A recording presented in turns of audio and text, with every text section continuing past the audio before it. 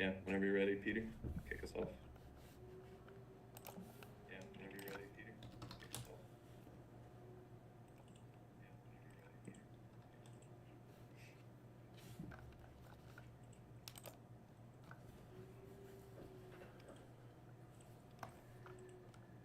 All right.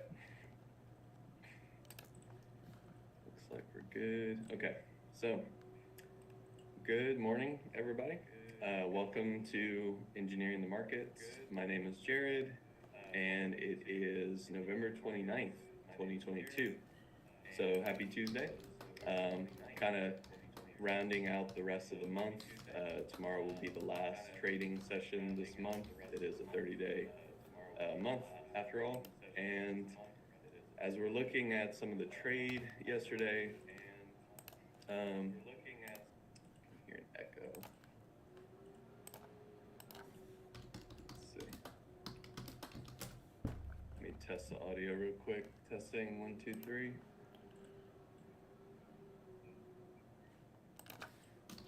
Yeah, it's a little low. If you can turn up audio a little bit, that'd be great. But okay, no problem. So we got the echo fixed, and so yesterday's trade, we obviously saw a bit of a bearish session overall. There was a concept behind yesterday's trend. We'll talk about that more in the context of the NASDAQ. And a lot of the selling pressure yesterday did derive from NASDAQ stocks. There were some outliers. We'll also take a look at those. And while this started slowly, the morning was a rally. A lot of it kind of stalled at some key levels. And as the market started to pull back, correlation took hold. Eventually, the market was pretty much in a 90-10 decline. S&P stocks were, for the most part, bearish on the session. And a lot of stocks that had actually rallied started to give back a lot of that gain, whether it was a stock like Tesla, who was moving relatively strong in the morning, along with some outperformers that were up about 2 to 3%. Most of those were pulling back, usually back to their start points, which is Friday's close. So we'll talk through that trade setup just in case it's a unfamiliar trade setup to those. It's a very common, well-known trade setup, but it's also more rare than common to find. So whenever it happens, it's one of those advantageous trades to take on an intraday session. So we also should look at the SPX expected move. Yesterday, there was a drive on the S&P to about 395. And while the SPX didn't necessarily achieve that downside target, we were within 5 points. This is a bit concerning for the week because remember, this is a weekly expected move. And the market is showcasing the ability for it to move essentially 75 points into, sorry, there's some other noise coming from outside. I was just making sure I wasn't hearing something else. It showcases the market's ability to move a weekly price range relative to a daily session. And that is a bit of a problem when it comes to option traders who are looking to sell these price regions. If the market is more volatile, then the premium that they're collecting is at risk. And usually, once an aggregate set of participants starts to feel pressured on one side of the expected move, usually we see more dramatic price ranges, usually something that results in a much larger trade session or just more volatility to come. So I would like to mostly just caution people about the fact that the market did move as much as it did yesterday, not because it's a problem yet, but because it happened on Monday. And usually You don't want to see that if you're selling premium or just expecting the market to respect its expected move for the week. So for the SPY, really the conversation relies on this balance range that we continue to highlight. You'll notice that the lower bound of yesterday's trade occurred near the lower bound of the balance range, about 395 S&P. What's important about this is how the trade has been responding. Basically, most of our larger sessions from low to high and high to low, most of these responding prices have been at these levels. We're either running from 395 to 400s, we're getting outside of 400, but only temporarily. And then if we're back inside the range, we come back into 395. All this means is our volume profile continues to build at this 395 region. We're continuing to see an accumulation of risk at 395 S&P. And the problem with that is, of course, eventually that will break. The question is in what direction, and more definitively, how impactful will that break be to anyone who's buying or selling up at these elevated prices. Usually when you have flat trade in a more elevated position, it is inclined to break the lows at some point and essentially come in quickly, mostly because a lot of risk has been built at this upper region. But we haven't really seen the trigger for that yet, because while yesterday was bearish, we were selling off from an elevated position. So once again, we're just back at this more fair price region that has been established over time. So that's a little bit of a highlight as how important these balance ranges are, not only to get a sense of how to target your trade on the day. Let's say you were short the SPY, knowing that 395 is achievable is important for a trader, because if it's not achievable, you would otherwise take profit a little bit sooner, or you would just take profit whenever the trend changes. Because the trend never really changed back on the downside yesterday, it was mostly a sell day. Knowing that we could get to 395 allows you to hold a position for much longer and basically target those quote unquote far away prices. So what was the reason for this sell-off, and why was it a tradable event? For me, one thing that kept me cautious of assuming that the morning rally was going to hold was the fact that we started on a gap down. Essentially, because the market had gapped down, rallying back to levels like previous day close is often a common occurrence, essentially to start off the morning session. You often will see the rally back to previous day close in an attempt for the market to finish an auction. And it's usually based on settlement price. It's also based on how market participants essentially define their risk relative to that closing price. And especially on a Friday, it is also weekly previous week close, for example. So it's a very gravitational price for markets to run to, even if the market gaps down or out, gap up or gap down. You can still get those very dramatic pullbacks to previous day close.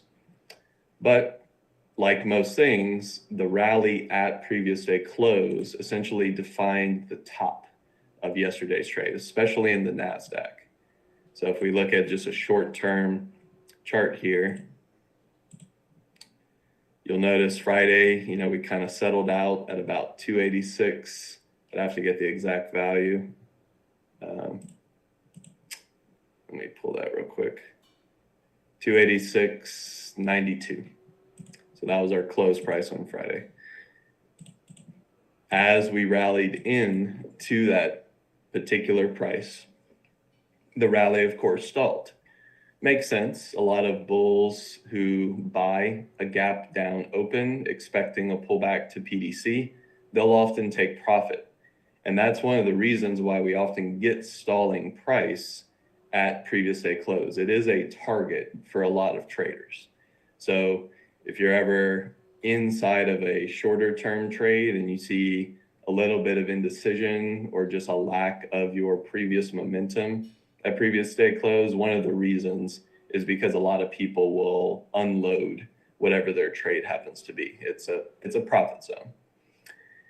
And then, of course, things start to evolve really slowly at this price, but the idea behind a pullback to previous day close on a gap down open is that we could be setting up for a trend. And what's so interesting about that is, as a day trader, the rally from low to high is super advantageous. It's a couple of dollars in the NASDAQ. You find a stock that's maybe relatively strong on the session, stocks like Tesla. Those rallies are basically our orbs. There are 5-minute breakouts, and they essentially have trend characteristics that are advantageous to us. You know, we can buy them and essentially ride that momentum for as long as it lasts. But during this period, there was divergence going on in the market. And for every Tesla that was holding up much better than most other assets, there was also an Apple. Apple had the same rally in the morning, but it had already stalled into previous day close. Essentially, the rally was showing some relative weakness. You bring up a stock like Microsoft. It didn't even rally on yesterday's morning. It actually was in a selling position most of the morning. And as we started to lean lower, the selling got worse. So the divergence that we were seeing in some of the tech stocks yesterday, I personally thought was going to eventually turn the market back around. And when you look at the SPY was also hitting its resistance point. Wasn't quite as clear as the NASDAQ. You know, it did rally to previous pre-market highs. It got a little bit above 400. So I can see some hesitation there in regards to maybe shorting the spikes, you know, being aggressive on a reversal. But once you started to see things like lower highs and the pullbacks rejecting, especially as the NASDAQ was starting to lose some of its daily level support, you know, think about Thursday low and Friday low, that really started to change the characteristic of yesterday's trade. And really the trend day model, the day where a market starts in one location, ends in another, and for one reason or another has either the morning pullback to about previous day close, or it just gaps and goes. Those sessions have characteristics, they have setups that are worth paying attention to when they form. The first one, of course, is the pullback to PDC. Especially when you have a gap in the market, you often want to see that morning pullback occur. And it usually needs to occur within about the first 30 minutes. So for the NASDAQ, all of that is true. The second thing would be within the next 30 minutes of trade, you're often going to see the market reverse. And usually what this looks like is you're going to retest your high of day or your low of day from the opening session. If it is a pullback setup, then you're going to start losing the low. And if it is a gap and go type of setup, the first pullback will be characteristic of some sort of Elliott wave retracement, usually like the second wave of a 5-wave advance. So trend days kind of have the model of either being characteristically strong or weak relative to the gap. You know, if a gap up is gap and go, it's going to be bullish. Gap down, gap and go would be bearish. But don't assume just because you ran to previous day close on a gap down that the pain of the gap is over. That's usually actually the setup for further downside. And a lot of market participants will either bail at previous day close. You think about a bull who's buying the gap down, they'll sell at previous day close. You think about participants from a couple of sessions ago, especially ones that are high in the range, they'll sell at previous day close. Essentially, they recognize that the market has no more upside, so they're willing to get out closer to break even on the fact that the market's allowing them to do so. And then, of course, as a bear, bears like to enter at these prices as well, because essentially the market is showcasing weakness and they're just trying to get a good risk to reward relative to something like an intraday price of previous day close. So a lot of things kind of align during the test of that price.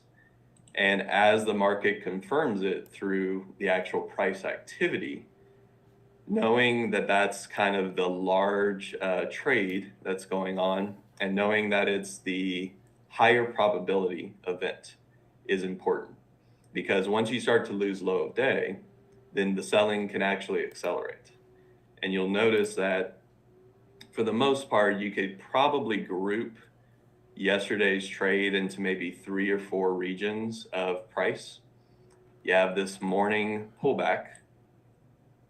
You have the reversal. So maybe these two are kind of your characteristic setups for trend days. You have a lot of sideways trade, and we did have some Fed speak occurring during this time, so I will admit that that volatility was a little tricky. But overall, the posture of the market was bearish as soon as we rejected PDC. And a lot of people were probably engaged short up here. So for the most part, they were protected. But you will see some volatility as we were hitting low of day. And then, of course, finally, the move outside might have been a little tricky to spot initially, but this is kind of when your trend lines and your moving averages start to catch up. Usually this is where something like a very simple 20 or even a 9 EMA on our shorter time frames catches up to the price. And after we get out of this volatility range, that's when this leg of selling can really commence. And you'll notice, for the most part, if you're a bull trying to catch a bounce during this time, you're going to have a hard time. It's really difficult to even capture any sort of retracement here because the selling pressure is not really derived from this region.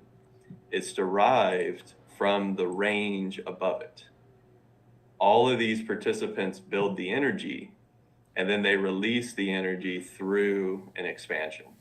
And it's why I talk about how knowing where your ranges are allows you to kind of understand what your targets are as well. At the very least, if you measure the widest peak and valleys here, even though it's a little volatile, you can see that as you double this out, and this is kind of rough, but as you double this out, this is your target. If you're selling in this range, or if you're expecting the range to break, knowing that this has potential for another $2 to the downside is important, because the last thing you want to do is take off your position here and then have the market very smoothly move to these lower prices, especially as a bear. So really important trade concept. It's more of a technical concept, but it's also a characteristic of yesterday's trade because it was a trend day. Might not have looked like it at first, and a lot of traders usually don't believe it until it's really underway. A lot of traders will fight it. They'll often be looking for pullback buys here, which is fair. You know, PDC doesn't have to reject this cleanly like this every single day. But once this starts to break, especially right here, this is kind of like the confirmation that we're pretty much in a trend day down. After that point, there really is no hope for for bulls. Bulls are going to struggle. And for the most part, it's a bearish setup for the rest of the day, with the understanding that there is one larger pullback that can often occur into the close. The close of a trend day, especially after you get through your choppy lunchtime session, you get your final leg of buying or selling, there is potential for a pullback to value. And that's a classic trend day pullback. Usually it's where most of the intraday traders are basically unwinding and the market is able to retrace to a value zone.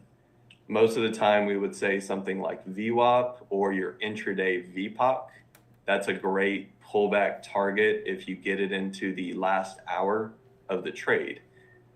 But the issue is that not every trend day is the same. Some trend days start and end at opposite sides of the chart. So the worst thing is that, on certain trend days, ones where participants are not closing their position, the market will actually stay in that trend and will often close as weak as possible or as strong as possible. Those are often continuation type setups. It makes kind of sense too on the daily. You'll often have just a wide range bar. You'll have an open and a close that are pretty much as far apart as possible. And while you might have that lower or upper wick, remember that that is often the PDC backtest. It's the morning pullback that confirmed that the previous session is no longer where participants want to trade, and the market needs to move away from them, usually in a trending characteristic. So, just as an explanation of why markets sold yesterday, it was a combination of a few things. Obviously, there are risk factors. There are things like yields starting to climb back to the upside. This was a very short term. It's already collapsing, but there was a small counter trend move in bonds. So a little bit of weakness in tech. That's fair. Apple and Microsoft were selling. They were in weakened morning positions, and they, for the most part, had bearish sessions. Microsoft maybe a little bit more than Apple. The relative strength in the market started to die, and that was important too.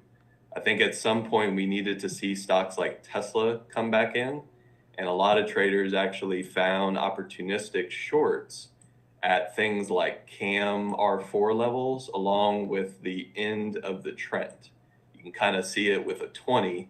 It's pretty obvious once you have price and momentum on the same chart, but it's apparent where the trend ended because we never really closed below the 20 until this point right here. And a lot of people shorted this. Home run trades on the intraday. Tesla made it back to PDC. This is that classic breakout or breakdown. Doesn't have the energy to do it at the moment, so the market just resets. It pushes yourself back to those key prices. Previous day close is a very characteristic one. We needed to see that weakness. And then last but not least, the correlation that did take place. And you can see a heat map after the fact, but you can also see this happening as the trade is occurring. Once the market itself starts to trend lower, especially below things like low of day, a lot of stocks usually give back their sessions. Or, the opposite effect. If we're trending higher, anything that's bearish will start to basically recover. And it's just a factor of how the market hedging operations tend to work. There's usually a lot of buying and selling through S&P derivatives, and that will drive some of the price activity inside of stocks that have a weighting inside of that index. So, if you're long biased or short biased a stock, the best thing that could happen to you is you have a strong S&P, and the idea is that there might be some hedging to the upside, but you also have a relatively strong stock. Both of those will lead to better performance. If you have a weak market and a relatively strong stock, there might come a point where that stock has to give back a lot of its gains. Tesla would have been the example yesterday. And then the opposite is true as well. If you have relative weakness in the market and you have a relatively weak stock, think like a Microsoft on yesterday, it'll perform better. It'll often trend better. It won't pull back as hard on the times where the market is bouncing. And a lot of the pullbacks often result in consolidation, which is great because it allows you to maybe re-enter or get more size as it continues to make new lows. So this is not really the topic I wanted to cover today. I think it was a more important one for our short-term traders and those who are looking for how to stay into a market that's trending for longer. Why would you stay into that trend? And what sort of setups should you be looking for to assume that your trend is going to be more stable than any other random price trend? Yesterday, I thought was a more characteristic trend setup. It had all of the sort of characteristics across the board. And outside of a couple of names that were strong, Amazon, Tesla, a little bit of discretionary strength, and some healthcare strength, the market eventually aligned with that thesis and started to sell across the board. So hopefully we get more sessions like that, more kind of classic setups, because they tend to be the ones that work the best and they often have the best opportunity. So I guess that's my time. So thanks everybody for attending. As always, if you like the content, please like and subscribe to the channel. Stay tuned for pre-market prep, and we'll talk a little bit more about this tomorrow, along with rounding out our November trade month. So take it easy. We'll talk more then.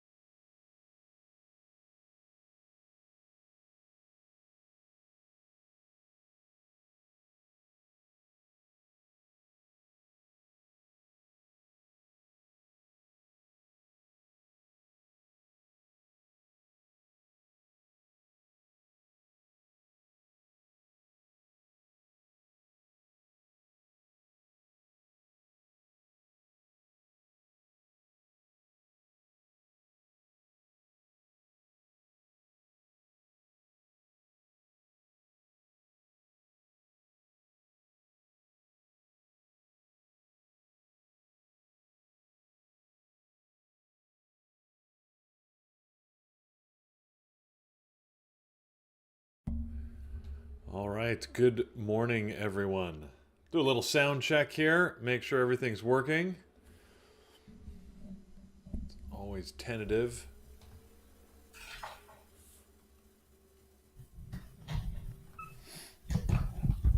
Norm?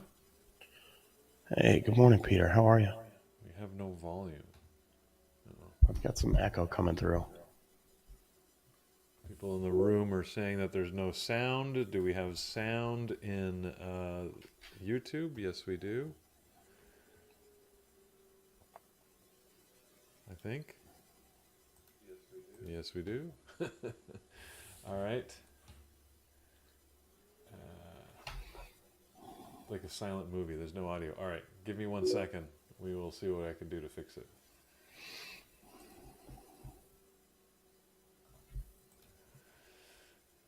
Meanwhile, we can talk to everyone on YouTube.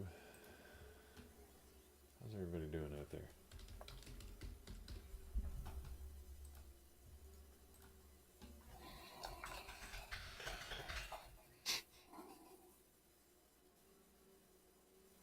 Oh, this is the one I think I need to do. I think I set the wrong settings.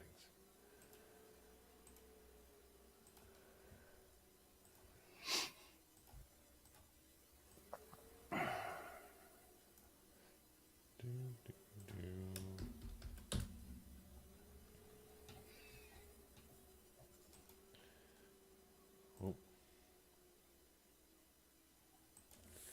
All right, let's try this. Can you hear me in the chat room? Yes, you're good in the room now. Okay. I did have the wrong settings. All right.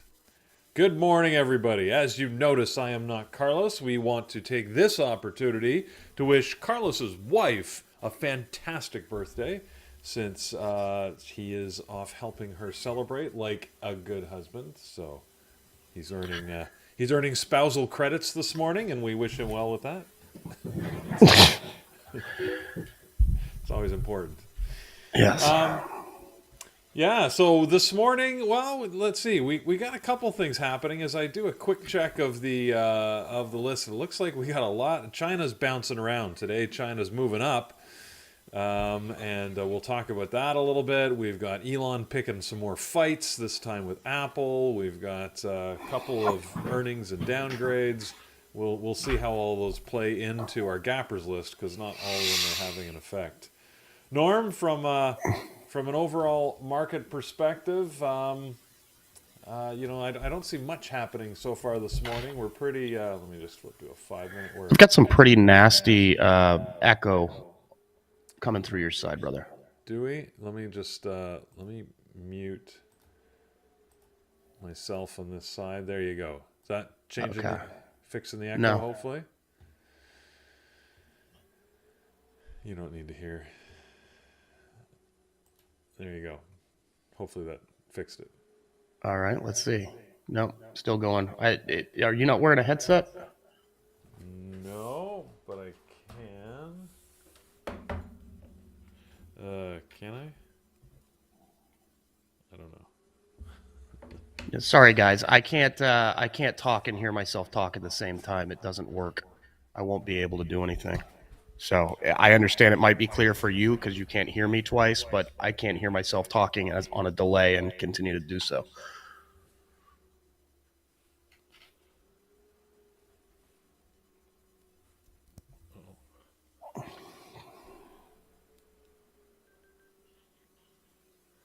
Oh, that's not gonna work.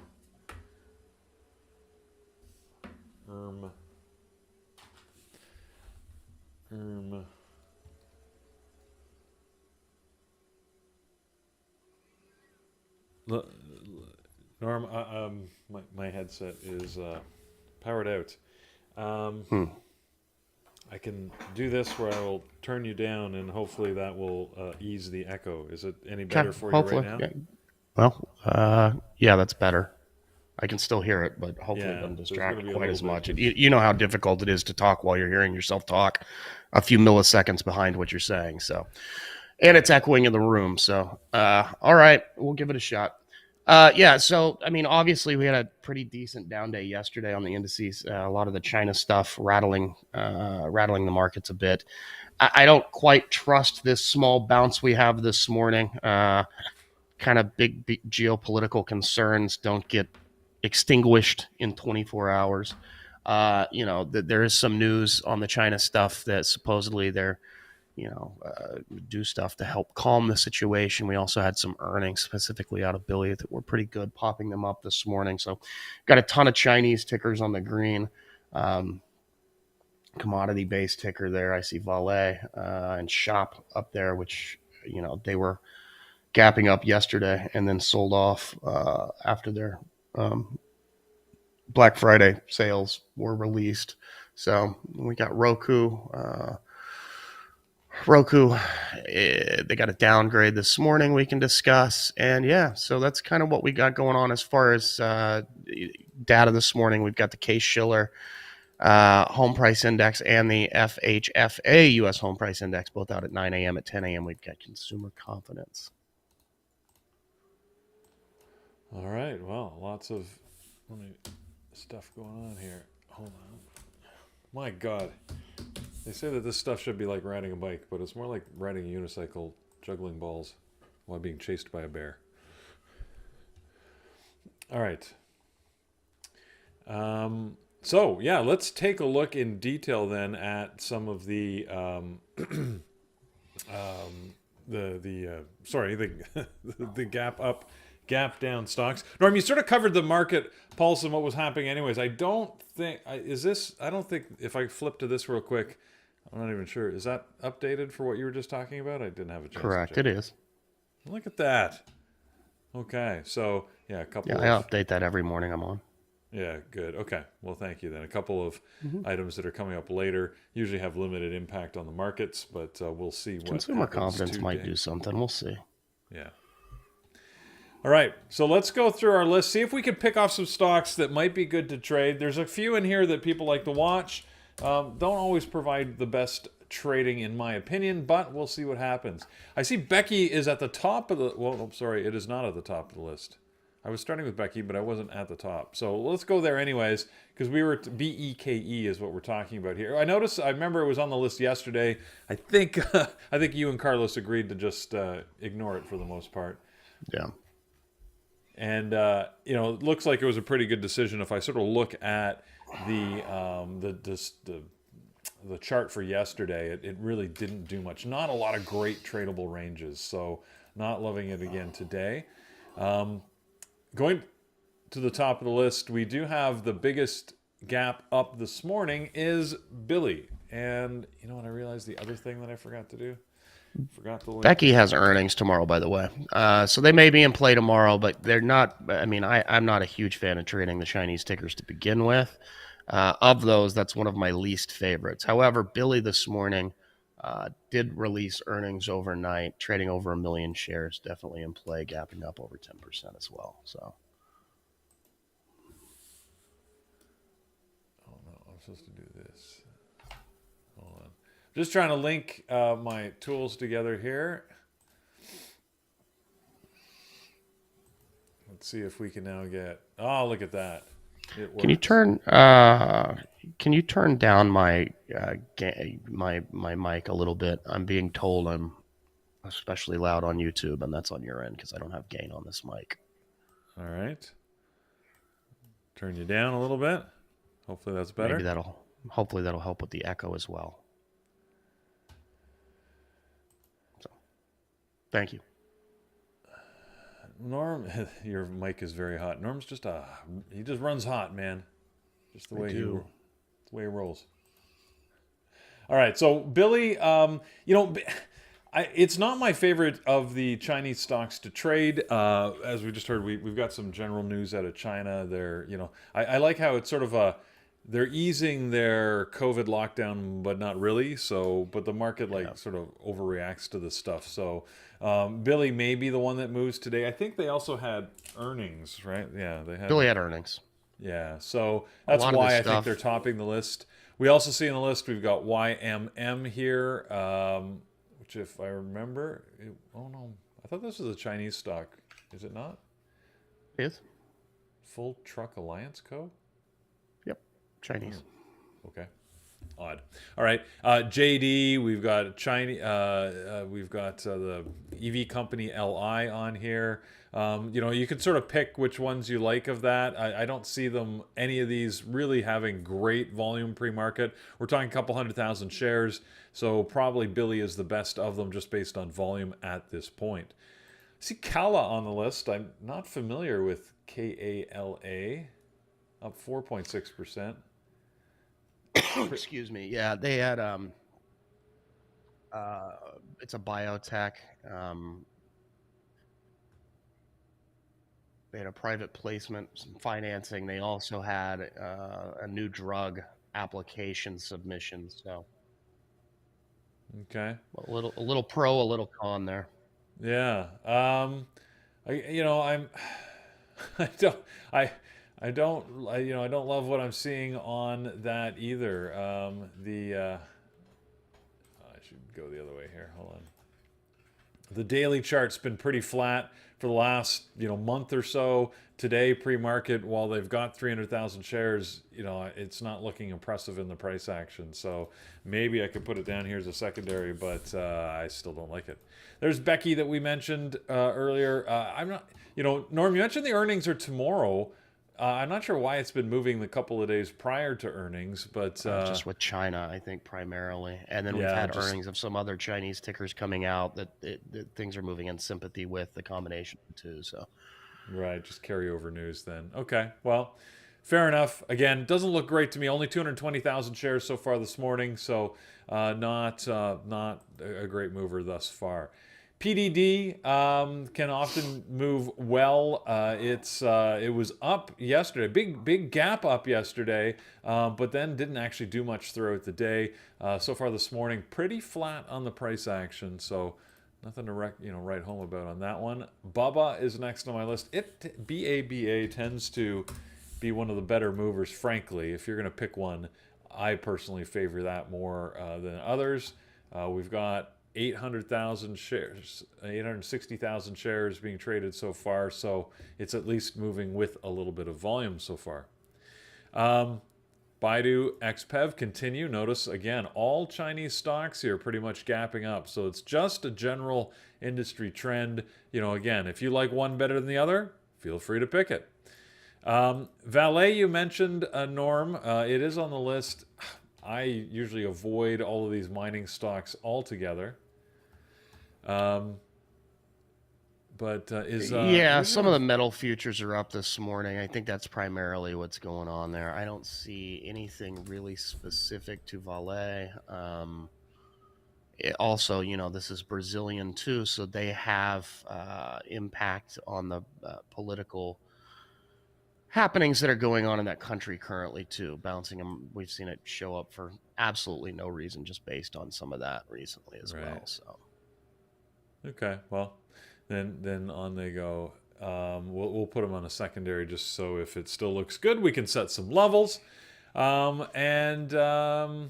about it that's of interest. Because we're moving down to the bottom of the list here. There's a couple other things in PBR, gold.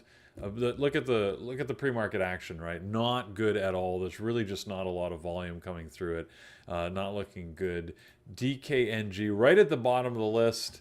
Really been flat over the last couple of weeks.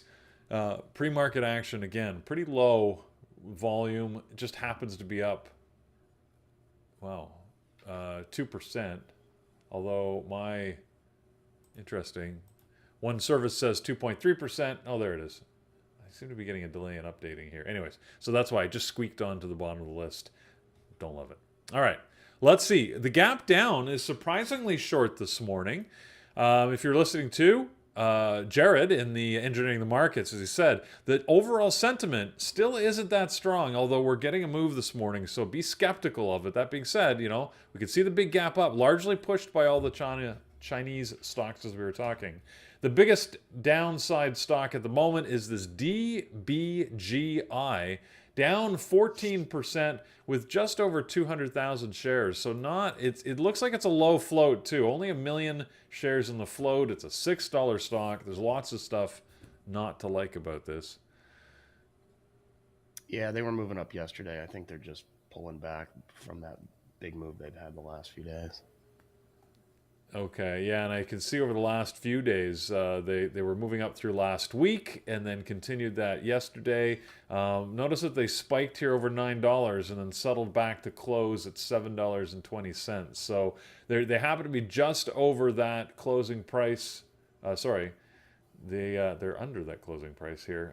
14%, $1. Again, the percentages can be little confusing, I guess, or maybe misrepresentative of the actual move, because it's only $1 move, and how much more has it got into it? I don't like the look of it pre-market. If I was going to trade this, I want to see a lot more consistent volume going into the open. Maybe it'll pick up, which would give us an opportunity, but for now, I'm not going to pay it much attention.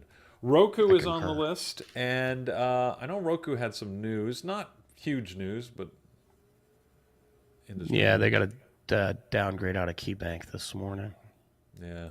Now, Roku's one of those that can trade once the bell rings fairly well. They did get, fairly influential bull on their stock, downgraded them, which is, I think, what's causing this pull down. Once again, though, not seeing huge volume. It's not like there's been an overwhelming reaction to it. Only 260,000 shares traded. So, maybe it's something to keep an eye on. We'll wait and see as we get a little bit closer to the open here.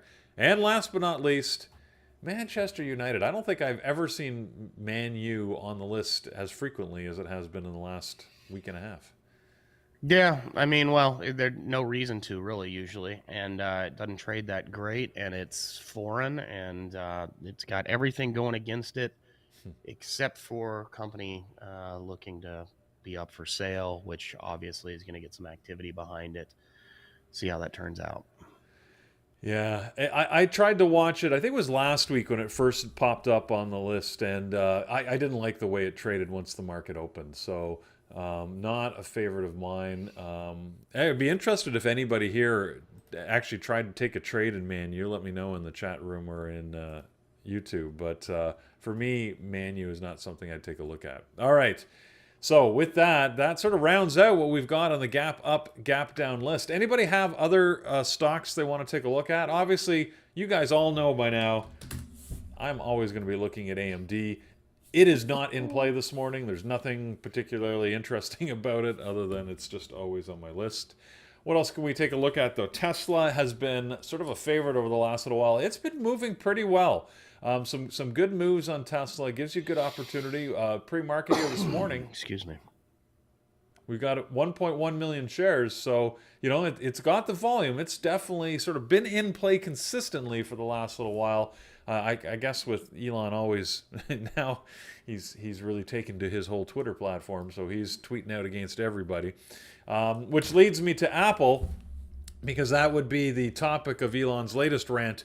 Apparently he's upset that Apple has said that they were stopping their advertising on Twitter, and that's got him lashing back through his platform. So goes deeper than that. Sorry? He's saying that Apple has behind the scenes mentioned that they might pull Twitter from the App Store. Right. Without reason, or at least they haven't given him a reason. They haven't given a reason. Yeah. So yeah, he's got those dual complaints, if you will. So again, I don't think Apple's stock will care about that particularly, and we can't trade Twitter, so it's interesting but not tradable news in my opinion. So we'll see what happens. Much of an effect on Apple at all. Of course, it could in the. I'll say it now. It could in the future. If something happens and these two people square off, and you've got two of indirectly, Tesla obviously is indirect to the whole thing. But if you have the world's richest man battling the world's biggest company, and you're involving one of the world's largest social media applications, and indirectly one of the world's largest companies and largest car company, it could be interesting. They could, he's also talking about the 30% fee that Apple takes. So it could, and people have fought over that before. Large companies have fought them over that before and been some court battles. So it could be interesting. Anyway, but it's not anything that's today. Yeah. Whoops. I didn't realize that I'd get a blank screen. Yeah, I agree with you. It's nothing for today, but you're right. Those battles can get ugly, and they can create. I mean, for what we care about, do they create trading opportunities? So that's what we'll be watching and waiting to see if they do in the short term. So as I was mentioning, anyways, Apple. Apple's just a consistent, in play type stock. What happened to my Apple here? Here it is. This morning, looks pretty average morning, right? About 500,000 shares so far. Up slightly, but we're talking 20 cents. So interesting, Apple has just moved down off of that 150 mark. We've been talking about this for a long time. That $150 level for Apple, it keeps coming back to it time and again.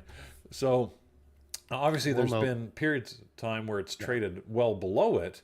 So that there's nothing saying that it's necessarily going to go back there again, but here we are below it once more. So. We'll comment that the SPY just went red, and the Qs are trying to. Okay. The other thing, and somebody brought up, a couple of people brought up that Elon Musk was said that he hopes it doesn't come to it, but he could make his own smartphone if needed, which I don't doubt that for a second. But to come up with something competitive would take a little while. If Apple pulled Twitter off of the App Store and nobody could access it or anything like that, I don't know that Twitter could remain solvent long enough for that to take place. So I don't know that that's really an answer, but unless, I mean, Elon can be magical at times. Maybe he has a smartphone he's already developed that could be produced in a week. But anyway. Oh man, you gotta love like billionaire wars, man. He's just I'll make my own smartphone, damn it. I'll just start my own country. The heck, screw you. Wasn't there one of the Chinese EVs is supposed to be developing a smartphone though, weren't they? I remember reading that, but I can't remember which one it was. I have no idea.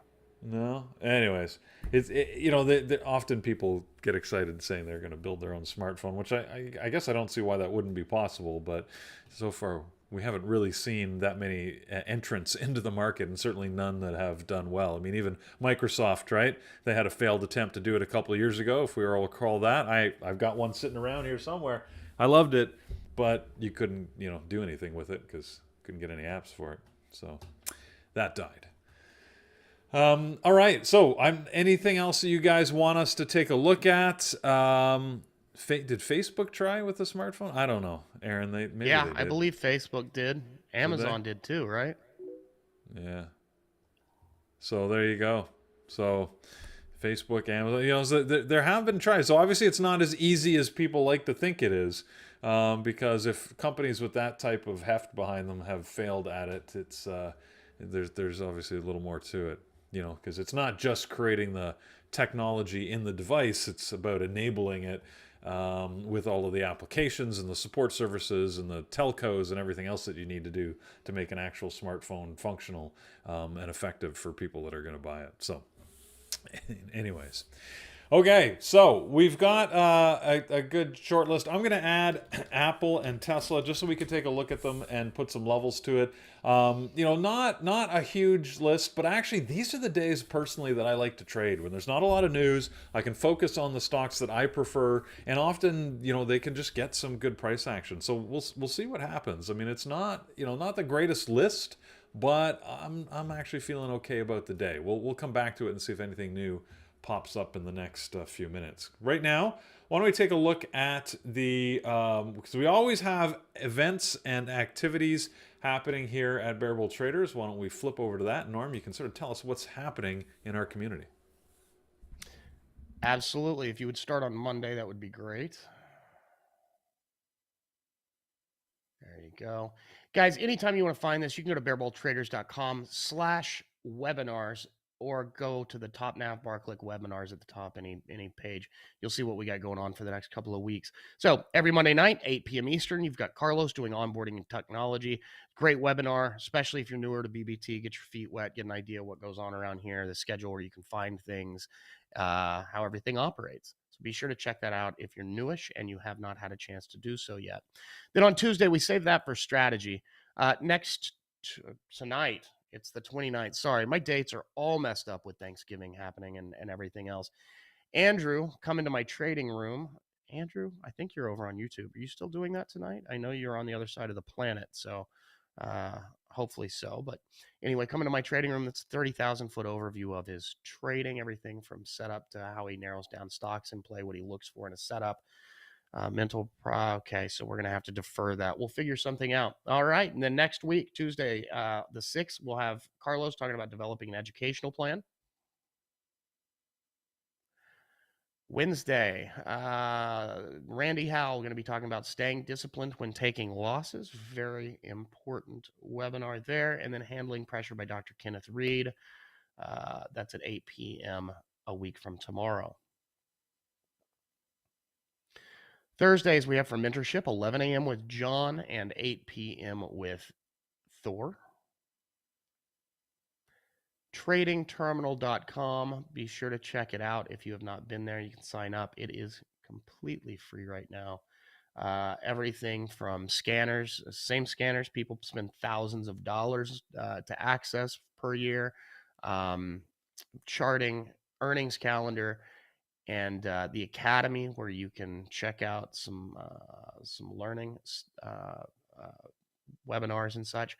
And don't forget about the stock trading simulator, which you can access directly through Trading Terminal or stocktradingsimulator.com, our free web-based replay simulator, 24 hours a day, 7 days a week, and hone your trading skills for free. Apparently and then if what's that? Apparently I'm not signed in. I didn't. I forgot You must not be.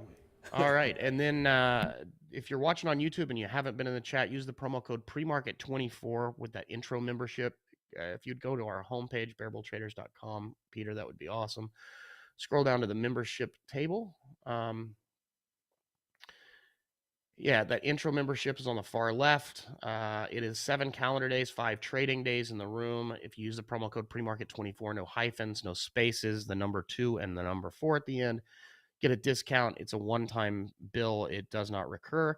And then also, if you'd like to become an elite membership, you can use the promo code HOLIDAY60 to get 60% off the Black Friday. And if you're currently a member, it will just add on the 12. You'll be locked in at that price. It'll add on an additional 12 months at the end of whenever your current plan expires. So that'll be going on till Wednesday, guys. So almost done there. Take advantage if you haven't. Fantastic. Thanks, Norm.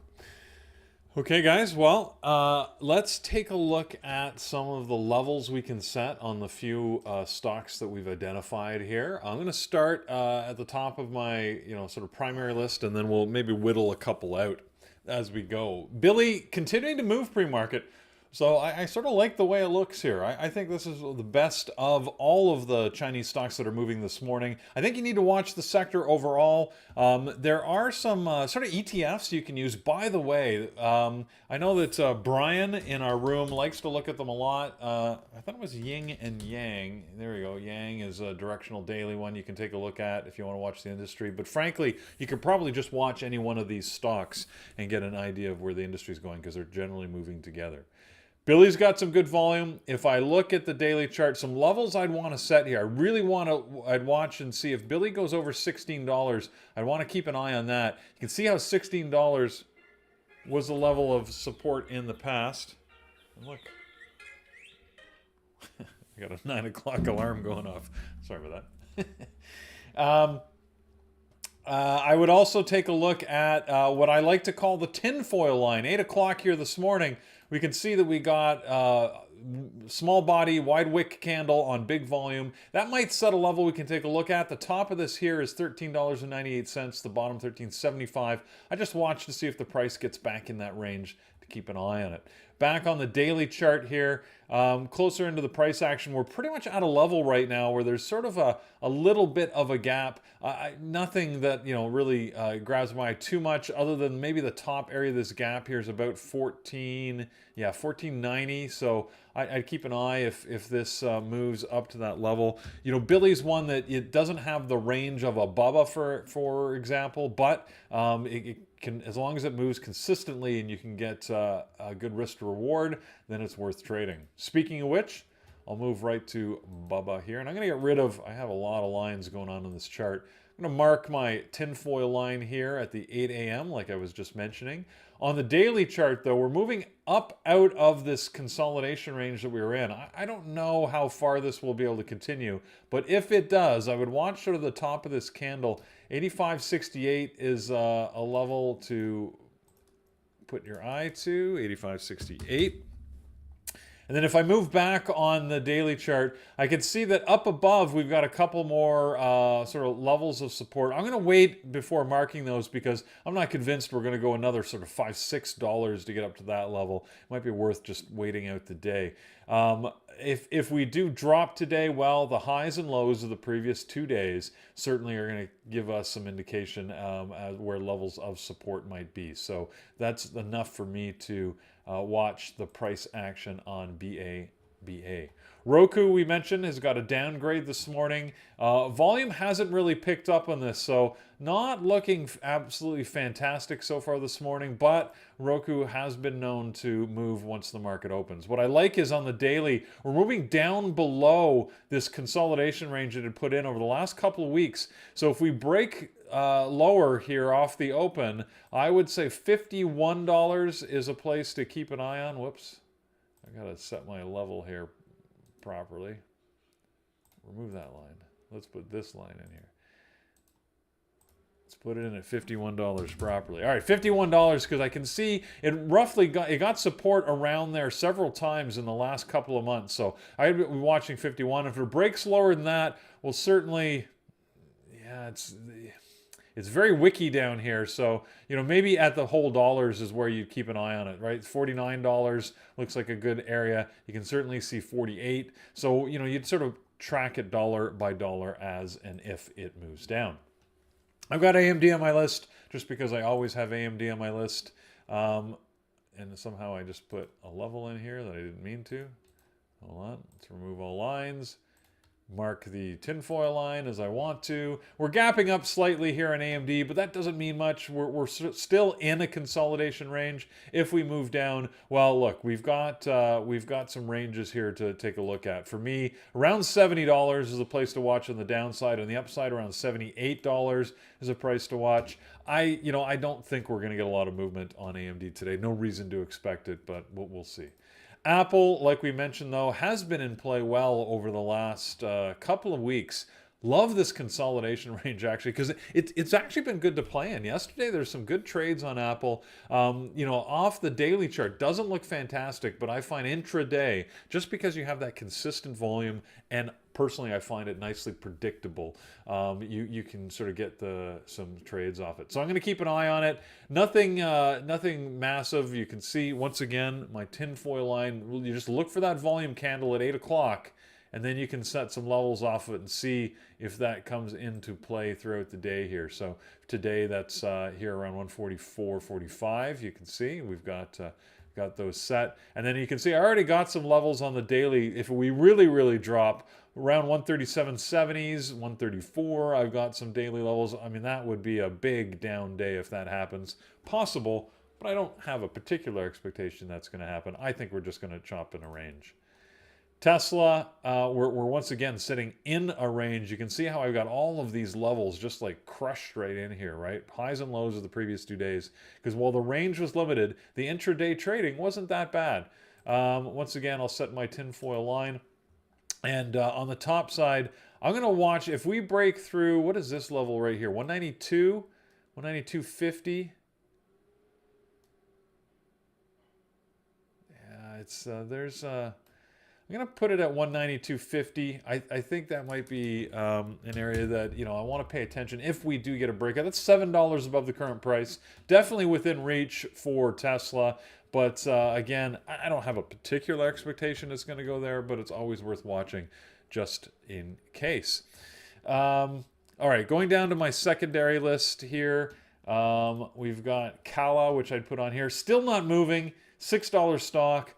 Don't love it, really. I don't see any great levels to put on it. The daily doesn't even look good. Yeah, I mean, you just have to watch and wait and see. Whole dollar numbers. When you got something this low, just watch the whole dollar numbers, okay? Valet we talked about. Again, volume hasn't really picked up. We're sort of stuck here at 500,000 shares. The price action actually is getting a little worse if I look at the 1-minute chart as we move towards the open. So not much to write home about. If it drops higher here, around $16 is a place to watch. Other than that, use the high and low of the previous 2 days to give you an indication. And last but not least, I had this, oh, you know what? I put it in wrong. DBGI. See, that shows how little I am interested in this. DBGI, because it's the biggest gap down stock. the volume has completely dried up, so it's really not moving. Again, not much of interest for me in that. So with that, I think if my watch list is going to be focused around Baba and Billy, I'll keep an eye on those from the Chinese stock perspective. I'll watch some of my old favorites with Apple, AMD, and Tesla, and I think that gives me a good list to start the morning. Roku, probably I'll put on a secondary list, and we'll trade it because, again, remember, no volume now, but it could happen after the open. So if that volume continues or picks up when the opening bell rings, then I've got a bunch of stuff to watch. With that, let me see what we've got going on for our traders our moderators in the chat room. We'll see if I can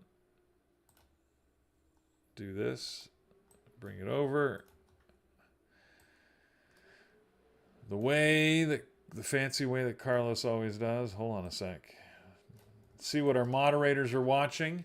If I look at our moderator watch list right now, we've got Thor that's going to be watching Bubba, Amazon, MU, Tesla, and Disney. Now, I didn't take a look at Disney. Let's call up Disney here and just see what it's doing. So not a lot happening pre-market, less than 100,000 shares, sort of in a range here over the last few days. So Thor must have something that he's looking for on Disney, but that's okay. It's on his list. Susan is watching Tesla, Apple, Oxy, Amazon, and AMD. Amazon we didn't look at, nor Oxy, but those are often good, sort of reliable stocks to go to, but she said she's still narrowing her list down. Mike is going to focus in on Baba and Tesla. And Megan is watching AMD, Shopify. Now, Shop was in the news as it had good Cyber Monday results from yesterday. So that was, it was sort of catching a move. And we'll see if it moves again today. And PDD is what she likes. So decent lists there for people to watch. And they're going to modify and improve as the day goes on. The other thing that I look at, I always keep an eye on the IPOs. We've had a very, very sort of weak IPO season. There really haven't been a lot of IPOs. In fact, there's this one Jewel, JEWL, that has been rumored to be, they've been saying for like a week and a half that it's supposed to come out, and it just has not. So not a lot of IPO action. I keep my eye out for them, but Jewel doesn't even have a new date right now. So I've got no IPOs, no SPACs that are supposed to be released today. So it looks like we'll have another quiet day on that front. Okay, with that, we will, let's just take one last check in the markets. Still moving here. Haven't gone that far. We're still hovering around yesterday's close. So not a lot happening in the market so far. Maybe once the bell rings, we'll take off. Alex on the palm tree. Love the name. Alex, you're asking, did I ever do a webinar on how to trade IPOs? I did. It's been a while. In fact, we have it slated for next year. We'll retake that. I mean, right now, there's not a lot to practice on them. But I do have a strategy that I use on IPOs, and it allows me to know when it's a decent or good IPO movement for me to get into and when I should avoid it. So I do have a webinar. If you're an elite member, you can find that in the recorded webinars in our education center. So go take a look for that. I think it's literally called How to Trade IPOs, so you can go there and find it. All right, well, thank you so much for joining as always. Appreciate you letting me sit in for Carlos. We wish his wife once again a happy birthday. Brian's, I hear, Dale, you're asking for Brian's watch list. I didn't see it yet. I don't think Brian's got it posted at this point, but hopefully he'll get it up soon. Maybe he'll jump in there as he hears me asking for it, and we can get it to you.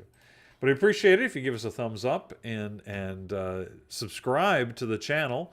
We always have lots of good content, lots of help on trading. Our whole mission here is to really help shorten people's trading, the learning journey for your trading. So if you have suggestions on how we can better help you, let us know. We're always open to hear that. We'd love to hear from you. Hopefully we'll see you in the chat room sometime soon. So everybody have a good, safe trading morning, and we will talk to you soon. Take care. Trade safe. Thanks for covering, Peter. No problem. Thanks, Norm, for letting me be in here. And sorry, Dale, I don't see Brian's list yet, so he hasn't quite got it posted. But knowing Brian, he's probably going to be watching something that I haven't even thought of. So, all right, take care, everybody. We'll talk to you again soon. In the room, I'll be talking to you this afternoon, especially as Mike's going to be watching U.S. in the World Cup. He's asked me to cover for him, so he's got soccer plans. For sure. All right. All right. Later, everybody.